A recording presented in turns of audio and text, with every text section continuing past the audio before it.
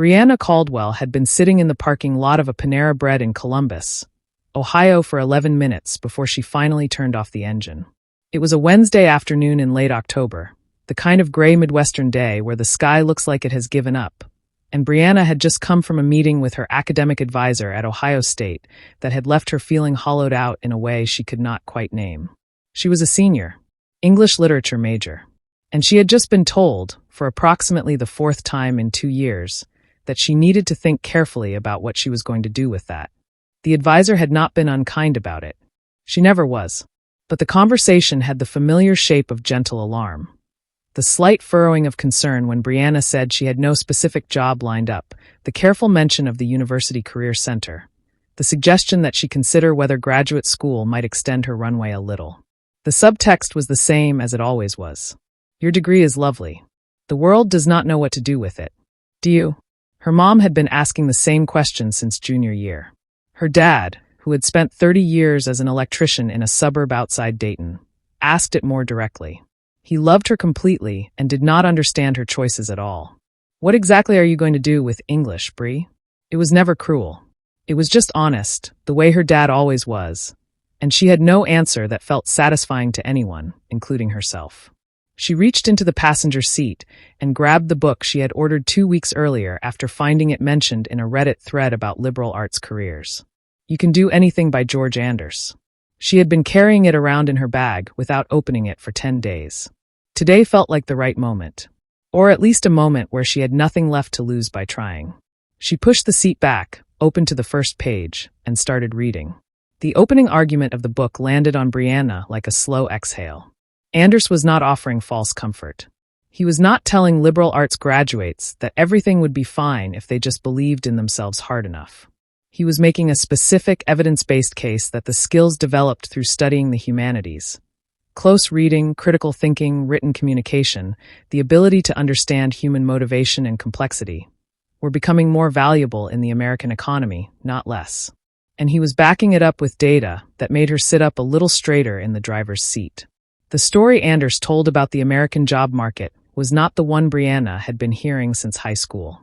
The conventional wisdom was familiar. STEM fields were the future. Technical skills were what employers wanted. Coding was the new literacy. If you could not build something or quantify something, you were going to struggle. This narrative had been repeated so many times and by so many people that it had taken on the texture of settled fact. The kind of thing you did not question because questioning it felt naive. But Anders questioned it, carefully and specifically. What he found when he looked at where the American economy was actually moving was something more complicated, and for someone like Brianna, considerably more encouraging. Automation and artificial intelligence were advancing rapidly, yes. But what they were advancing into was primarily the territory of routine, predictable, rule-based work. The tasks that could be systematized, that followed clear patterns, that did not require nuanced judgment or the ability to read a room or understand what a person actually needed beneath what they said they needed. Those were the tasks technology was absorbing fastest. What was left, what technology was not absorbing, what was in fact becoming scarcer and more valuable as everything else automated, was precisely the kind of work that required human understanding. The ability to communicate persuasively. The ability to listen to someone and identify what they were really asking. The ability to take a complex situation and find the story inside it that made sense of the confusion. The ability to build trust with a stranger. The ability to ask a question no one else had thought to ask. These were not soft skills in the dismissive sense the phrase usually implied. They were capabilities that entire industries were desperate for and struggling to find. And they were, Anders argued, the things that a well-trained liberal arts education actually developed, not accidentally, as a byproduct of reading novels, but deliberately as the direct result of learning to think carefully about human beings, their language, their stories, their motivations, and the gap between what they say and what they mean. Brianna looked up from the page and watched a woman load groceries into a minivan in front of her. She turned back to the book. Anders spent a significant portion of the early chapters profiling people who had made this transition in ways that were specific enough to be genuinely useful.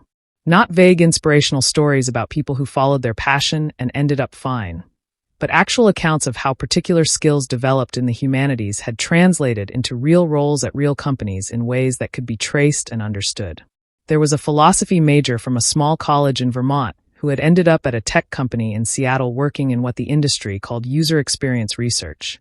Essentially, the work of understanding how real human beings actually interact with software, where they get confused, what they expect, what they find frustrating, what language resonates with them. The skills required were not technical in the engineering sense. They were almost entirely humanistic. The ability to design a conversation, to listen without leading, to synthesize what you heard into something actionable, to communicate findings to a team of engineers in a way that translated human complexity into design decisions. His philosophy training, particularly his work in logic and his experience constructing careful arguments, turned out to be surprisingly direct preparation. There was an English major from a state school in Georgia who had ended up doing content strategy at a healthcare company in Atlanta, where her job was to take the dense, technical language that doctors and administrators produced and translate it into something that actual patients could understand and act on. The gap between what medical professionals communicated and what patients needed to hear was enormous, and she sat in that gap every single day, doing work that required exactly the skills she had spent 4 years developing. Close reading of complex texts, attention to language and its effects on readers, the ability to understand an audience and write toward their actual comprehension. What these stories shared was not a miraculous leap from unlikely background to unexpected success. They shared a pattern of translation, the deliberate process of looking at what you have learned to do and asking what categories of real-world problems those capabilities were suited to solve. Not what job title matched your major, which was the wrong question entirely, but what human problems required the specific kind of thinking you had been trained to do. Brianna thought about what she had actually spent 4 years learning. She had read more than most people read in a lifetime. She had written argument after argument, revised them, been challenged on them, defended them, and revised them again. She had spent entire semesters inside the minds of people completely unlike her, from different centuries and different continents, and she had learned to understand those minds from the inside, to follow the logic of a worldview utterly foreign to her own. She had been trained more rigorously than she had realized to pay attention to language in a way that most people did not, to notice what was being said and what was being carefully not said, to understand how a single word choice could shift the entire emotional register of a sentence. She had been treating these things as the byproduct of an indulgent education. Anders was suggesting they were a specific set of tools, and the question was not whether they had value, but whether she had learned to recognize them as tools at all. The section of the book that required Brianna to genuinely wrestle with herself was the part about translation. Anders was precise about what he meant. Translation was not the generic idea of applying your skills to new contexts. It was a specific, active, deliberate practice of connecting what you know how to do with what a particular employer or industry actually needs, in language that made the connection visible and obvious, rather than something the employer had to work to infer. This was where most liberal arts graduates failed, Anders argued, and not because they lacked the capabilities. They failed at translation. They showed up to job interviews talking about their major, their coursework, their GPA, their love of literature. They described their education in the language of education rather than in the language of the problem their employer was trying to solve. And then they were puzzled when employers looked past them in favor of someone with a more obviously relevant credential, even when that person, if you examined it carefully, was not actually better equipped for the role. The employer is not trying to assess your education. The employer is trying to solve a problem. The question you need to answer is not what did I study, but what can I do for you that is genuinely difficult and genuinely valuable. And the answer to that question has to be specific, concrete, and grounded in the actual work the employer needs done. Brianna thought about the last internship she had applied for at a marketing agency in downtown Columbus. She had written in her cover letter about her passion for storytelling and her strong communication skills. Reading those words now, in the parking lot of a Panera with Anders's argument ringing in her head, she felt the vagueness of them like a small embarrassment. Passion for storytelling. Strong communication skills. What did that mean exactly? What specific problem did it solve? What would she actually do differently for that agency than someone with a communications degree or a business degree? She had not answered those questions because she had not asked them. She had described herself in the most general terms available and hoped the employer would see the potential she believed was there. She had not done the work of translation. Anders offered a framework for doing it properly. Start with specific, observable things you can do, not traits or qualities, but actual capabilities demonstrated through actual experience. Then look at the landscape of industries and roles around you and identify where those specific capabilities address real, unsolved, costly problems. Then learn the language of that industry well enough to describe the connection in terms that make immediate sense to someone inside it. This was not dishonesty or spin. It was the genuine work of making your value legible to someone who did not share your frame of reference. Brianna pulled a notebook from her bag and started writing. She did not get through the list before her coffee went cold, but she kept going. It was her friend Marcus who first made her feel like the ideas in the book were not just theoretical. Marcus was a junior at Ohio State studying information systems, which everyone treated as the responsible, practical choice, and he worked 20 hours a week at a campus tech startup doing customer support. He was good at his job and miserable in it, and he knew it. He could troubleshoot technical problems faster than anyone on his team, but what he actually liked doing, what he stayed late for without being asked, was talking to frustrated users and figuring out not just what had gone wrong technically, but why the experience had broken down in the first place, what the user had expected that the product had failed to provide, what the product was communicating about itself that was leading people down the wrong path. Brianna met him for coffee at a cafe near campus on a Thursday and told him what she had been reading.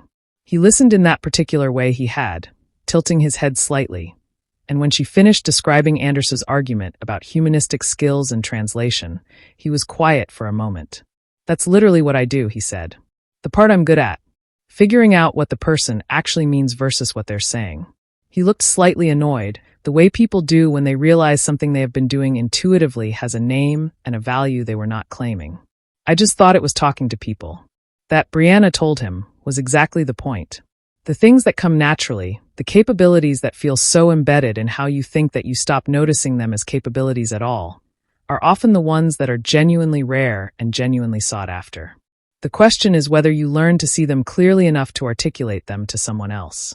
The chapters Anders devoted to specific career paths were the ones Brianna found most immediately useful, and she read them with a highlighter she had dug out of the bottom of her backpack, something she had not done with a book since freshman year. He walked through a range of industries and roles where humanistic thinking was not just tolerated but actively sought, and he was specific in a way that felt genuinely helpful rather than vaguely encouraging. Market research and consumer insights. Understanding why people make the choices they make, what they actually want versus what they say they want, how cultural context shapes preference and behavior. This was applied anthropology and psychology as much as it was business, and companies were paying well for people who could do it with real depth. Content strategy and user experience. The work of making complex systems and messages legible to real human beings, which required exactly the kind of close reading and audience awareness that literature and writing programs developed. Recruiting and talent development. An entire professional discipline built around assessing human potential, understanding motivation, and building the conditions in which people do their best work. Management consulting, where the ability to synthesize complexity into a clear narrative was often more valuable than specialized technical knowledge. Nonprofit sector leadership, journalism, policy work, healthcare communication. The list was longer than Brianna had imagined, and in each case Anders traced the specific connection between humanistic capability and real professional need with enough precision that it did not feel like wishful thinking. What connected all of these was not the absence of rigor, but a different kind of rigor, one oriented toward understanding people rather than optimizing systems. And as more of the system optimization work moved toward automation, this human-oriented rigor was becoming the thing that was hardest to replace and most urgently needed. She thought about what her aunt did for a living. She worked in organizational development at a hospital network in Cleveland, helping departments communicate better, coaching managers through conflict, designing processes for getting information from the people who had it to the people who needed it. Her aunt had a sociology degree. She had never written a line of code. She made a very comfortable living doing work that required her to understand how people thought and felt and communicated under pressure. Brianna had always thought of her aunt's career as a happy accident, something that had worked out through luck and personality. Reading Anders, she was beginning to understand it differently. Her aunt had translated. The hardest chapter for Brianna to sit with was the one about initiative, because it asked something of her that felt more personal than the earlier sections. It was not about understanding the job market or learning to translate her skills. It was about what she was actually willing to do differently. Anders was direct about something that most career advice books danced around. The translation does not happen on its own. Recognizing that your skills have value is not the same as creating the conditions in which that value becomes visible to the people who need it. That requires action, specific, sometimes uncomfortable, often imperfect action. Writing the email to the person you do not know. Applying for the role that does not perfectly match your background. Starting the project before you feel ready. Doing the informational interview when you would rather wait until you have a cleaner story to tell. The people who successfully made the transition from humanistic education to meaningful careers, Anders observed across dozens of profiles, were not uniformly more talented or better credentialed than those who struggled. They were more willing to move before they felt certain. They were willing to look slightly foolish in service of gathering real information. They understood that clarity about direction usually came after movement rather than before it, and they were willing to act on incomplete information in order to generate the experience that would make the picture clearer. Brianna knew herself well enough to know that this was the part she struggled with most. She was a very good thinker and a very cautious actor. She could analyze a situation from 6 angles with great sophistication and then not do anything with the analysis because doing something felt premature. She had been treating the uncertainty about her career as a problem to be solved through more thinking, when Anders was suggesting it was a problem that could only be solved through more doing. She drove home from the parking lot with the book on the passenger seat and her notebook open to the list she had started. The list was not finished. She was not sure yet exactly where she was going, but something had shifted in the quality of the question she was asking herself. She had stopped asking what she was going to do with her English degree and started asking what she was uniquely positioned to do for someone who needed it. Those 2 questions felt similar on the surface and were completely different underneath. On a Sunday in November, 2 weeks after she had finished the book, Brianna did something that felt small in the doing and turned out to be larger than she expected. She sent an email to a woman she had found on LinkedIn who worked in content strategy at a healthcare technology company in Columbus. She introduced herself briefly, mentioned that she was a senior at Ohio State interested in understanding how her background in literature and writing might connect to work in content strategy, and asked if the woman would be willing to spend 20 minutes on the phone sometime in the next few weeks. She kept it short. She did not oversell herself. She did not apologize for reaching out. The woman replied within 2 days. She had also been an English major. She said 20 minutes had a way of turning into longer conversations when the subject was right, and she offered a time the following Thursday. Brianna sat at her desk in her apartment in the Short North neighborhood and read the reply twice. Then she opened her notebook and started preparing questions. Not to perform, not to impress, but to genuinely learn about the work, about the path, about the places where someone with her specific training might find the clearest footing.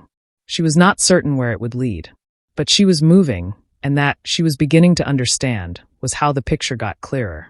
Not by waiting for certainty to arrive, but by going toward the thing you wanted to understand and finding out what was actually there. George Anders had not promised her a perfect outcome. He had promised her something more useful, a more accurate map of the territory, and a reason to believe that the skills she had spent 4 years developing were not a liability to be apologized for. They were a starting point worth taking seriously. She was starting to believe him.